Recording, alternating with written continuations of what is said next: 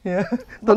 Alam mo, hindi naman dapat namin ina-assure kung papalitan mo lang yung pangalan mo kasi may youth pa eh. Hindi ka na bata. Feeling ka, alam mo bata ako, may asawa ka na nga, ibig sabihin Duterte, umiyot ka na. May asawa ka na eh.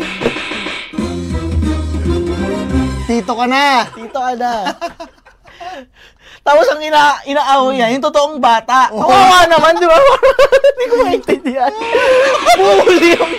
Bully talaga, sobrang bully. Hindi maghanap ng totoong representasyon, di ba? I mean, kung Duterte party list ka, sabihin mo Duterte party list ka, bro. I mean, what's the matter with that? Tsaka huwag ka na maging nominee. Kung Duterte Youth, ibigay mo sa bata. Yung first at second nominee. Exactly. Hindi sa'yo. Mag-asawa pa kayo, first and second, di ba? Ang alam ko, first and second, kayo mag-asawa. Feeling Ang alam ko yan na naman tayo sa mga comment section. Ang alam ko. Oo. Pero yun nga. Tigil-tigilan. Tigil-tigilan nyo na. Duterte Youth. Ba't may Duterte?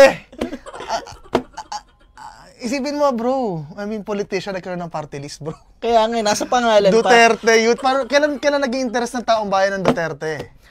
Diba? Dapat meron din bring him home party list. Yan, tama. Diba?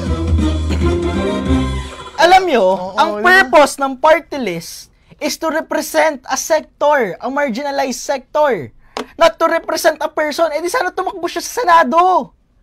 Exactly. Diba? Hindi rin naman representation yun. Marginalized pa rin nasa dahig. Tama, marginalized.